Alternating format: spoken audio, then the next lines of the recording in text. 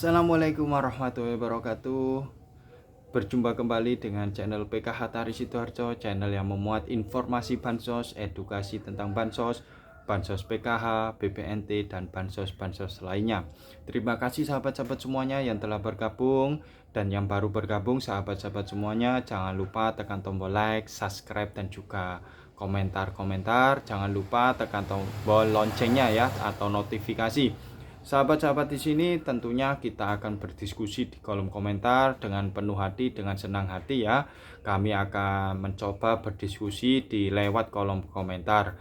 Terlebih kita belum bisa ya untuk bertemu dengan secara langsung atau bertatap muka. Kita difasilitasi oleh daring atau dalam jaringan. Baik sahabat-sahabat semuanya, terima kasih ya sekali lagi. Di bulan suci Ramadan ini kita tentunya mengharapkan magfirah atau ampunan dan juga keberkahan setiap aktivitas, setiap langkah kita. Terima kasih sahabat-sahabat semuanya. Di video kali ini kita akan memberikan informasi tentang bansos. Yang pertama adalah pemerintah telah menyalurkan bantuan lagi sahabat-sahabat semuanya. Telah cair lagi kepada sahabat-sahabat kita. Ya. Yang kedua adalah persiapan sahabat-sahabat semuanya, persiapan untuk menatap bansos tahap 2. Bagaimana kelanjutannya? Mari kita bahas sahabat-sahabat semuanya. Baik sahabat-sahabat semuanya, yang pertama adalah kita bahas dulu ya. Kita menatap bansos tahap 2 atau periode April, Mei, Juni ya. April, Mei, Juni. Tentunya setelah pencairan tahap 1, ini adalah momen-momen atau peristiwa yang akan menentukan di tahap 2 nanti ya. Perlu diketahui sahabat-sahabat semuanya, penerima bansos sekarang harus berada di desil 1 sampai 4 ya, bukan lagi desil 5. Kalau tahun 2025 desil 5 masih mendapatkan bansos sembako. Kalau di tahun 2026 ini sudah tidak bisa mendapatkan bantuan desil 5 sampai 10 ya, terutama bansos PKH dan BPNT atau sembako. Harusnya ada di desil 1 sampai 4. Nah, loh Kak, bagaimana kok desil saya ini naik? Kok desil saya ini naik? Pertanyaan yang informasi berseliweran dari masyarakat, terkhusus pertemuan kelompok kita mendapatkan pengaduan seperti itu. Nah, desil naik sahabat-sahabat, penentuan desil yang pertama ditentukan oleh BPS, Badan Pusat Statistik, bukan lewat Kementerian Sosial, apalagi pendamping yang menentukan, apalagi desa. Elemen-elemen tadi tidak mempunyai kewenangan, melainkan hanya mitra kerja untuk mengumpulkan data yang diperoleh untuk diolah oleh BPS menjadi desil. Nah, misalnya gini sahabat-sahabat semuanya, nih kita perangkat desa, kita pendamping sosial, kita Kementerian Sosial. Nah, ini misalnya saya nih ya, saya disurvei. Yang pertama, pasti yang ditanyakan, Bapak Ibu kerjanya apa? Misalnya kerjanya saya jualan. Ya, saya jualan. Jualan apa? Jualan alat elektronik misalnya. Alat elektronik. Pikirannya oleh BPS, sudah alat elektronik pasti modalnya besar. Atau lah berkecukupan lah dengan berjuta-juta. Nggak mungkin 1 juta berjualan model elektronik. Nah, terus dari situ nanti akan muncul indikator-indikator lain pendukung yang menilai hal tersebut. Kalau di ground checking oleh pendamping, itu pertanyaannya tadi ya, seputar pekerjaan, aset yang dipunyai apa, dilihatlah sekelilingnya. Oh, ini mempunyai keluarga, ini saya mempunyai sepeda motor 1. Terus ternyata tanya tetangga, itu sepeda motornya 2 mas. Loh, ya kayak gitu. Berarti kan ada indikator sepeda motornya tadi entah dipinjamkan atau ditaruh di tempat lain. Itu sahabat-sahabat. Yang kedua adalah aset tentang pertanahan atau pajak-pajak lainnya. Itu akan terdeteksi dengan kolaborasi dengan kantor pajak. Nah, itu semuanya akan terdeteksi sahabat-sahabat. Yang selanjutnya adalah perihal BPJS kita, ikut mandiri kah atau ikut PBI kah? Kalau ikut mandiri ya otomatis desil kita akan naik dengan sendirinya, akan tinggi. Apalagi mandiri plus dibayari oleh pabrik atau instansi-instansi yang lain. Nah, itu bisa menyebabkan desil kita naik.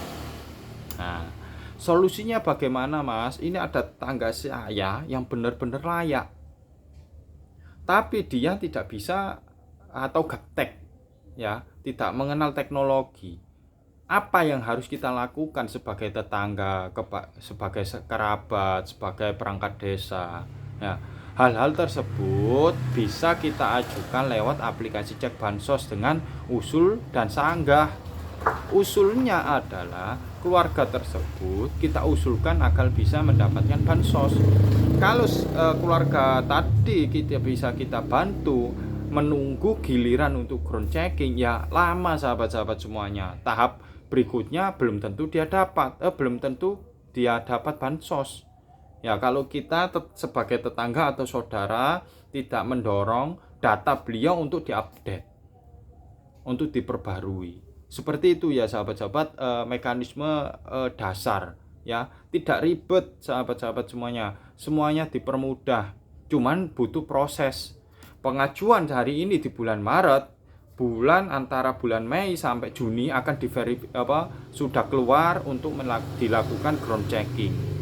1 bulan ke depan adalah penetapan desil yang baru. Nah, ini sahabat-sahabat yang perlu dipahami. Dikiranya ribet, tapi butuh proses. Yang mengajukan itu satu Indonesia Raya dengan total penduduk sekarang kurang lebih 290 juta. Ya, kalau 1% aja 29 juta mengajukan, ya bisa mengantri panjang. Itu ya sahabat-sahabat semuanya. Nah, ini yang kedua informasinya adalah pemerintah menyalurkan bansos dengan kolaborasi Mendagri sama Kemensos. Nah, ini menyalurkan bantuan 241,6 miliar untuk sahabat-sahabat kita di Provinsi Aceh, Kabupaten Pidi Jaya. Nah, sahabat-sahabat di sana dengan pola percepatan rehabilitasi, percepatan pasca bencana. Jadi sahabat-sahabat yang memperoleh bantuan ini adalah sahabat-sahabat kita yang terdampak bencana. Nah, ini sahabat-sahabat semuanya. Bantuan juga diberikan dengan harapan percepatan wilayah terdampak. Nah, seperti rumah, kebutuhan pokok, sandang pangan itu dipenuhi percepatan sahabat-sahabat, meskipun masih minim, tapi alhamdulillah sahabat-sahabat kita sudah tidak terlantar lagi atau di tenda-tenda darurat. Itu sahabat-sahabat percepatan dari pemerintah pusat melalui instruksi presiden atau Inpres ya, melalui kepanjangan tangan dari Kemensos sama Kemendagri. Dan juga memberikan santunan kepada ahli waris, 56 korban meninggal dunia dan ada ratusan korban luka-luka, itu diberi santunan sahabat-sahabat semuanya ya. Terus bantuan infrastruktur, pembangunan, pemulihan infrastruktur seperti jalan, pembangunan fasilitas umum juga dipercepat, dikebut sahabat-sahabat ya. Nah, ini ada rincian untuk bantuan untuk warga Kabupaten Pidi Aceh adalah